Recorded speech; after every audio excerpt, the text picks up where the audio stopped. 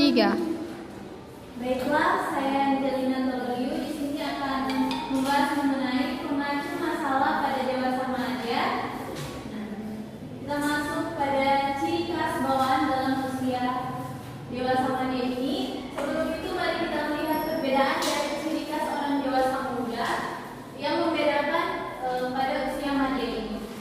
Yang pertama adalah menarik nafas dalam sebelum bereaksi. Jadi setiap apa yang mereka perbuat, tindakan, juga berpikir dalam masalah-masalah mereka, seringkali mereka menarik nafas dalam sebelum bereaksi.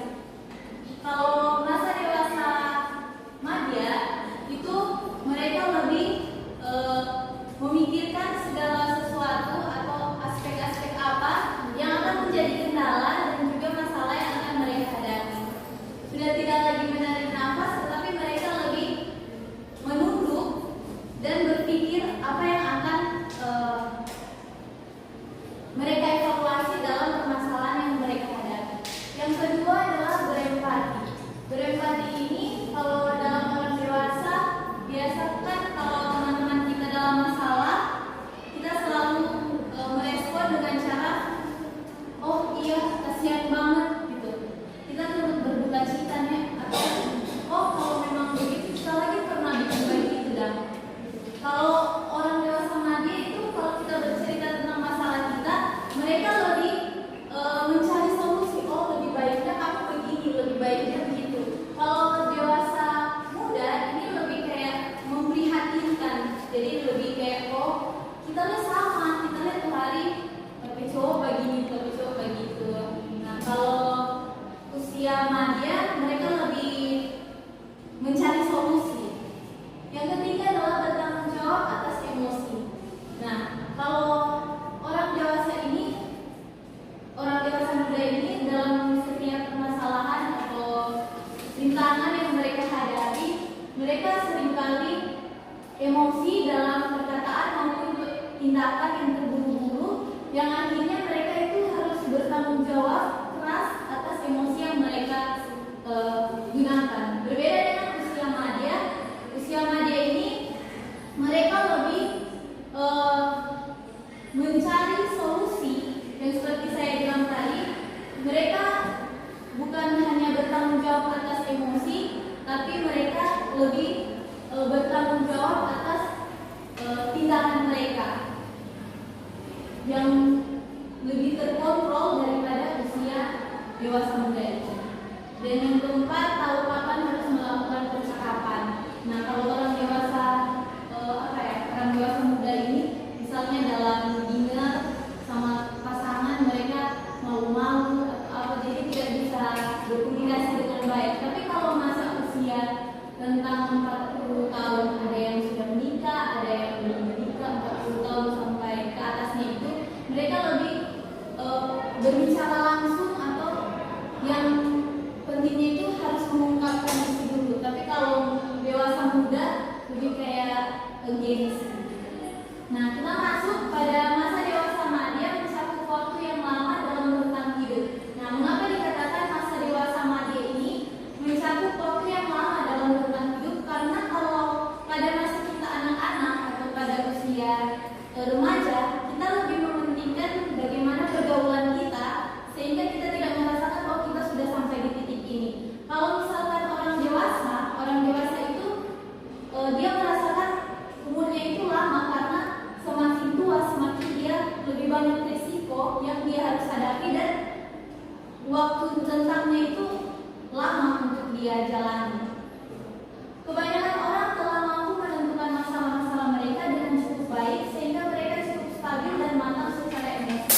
Jadi bayangkan orang dewasa madya ini sudah mampu menentukan masalah-masalah apa yang akan menjadi tanggung jawab mereka. Kalau masa madya muda,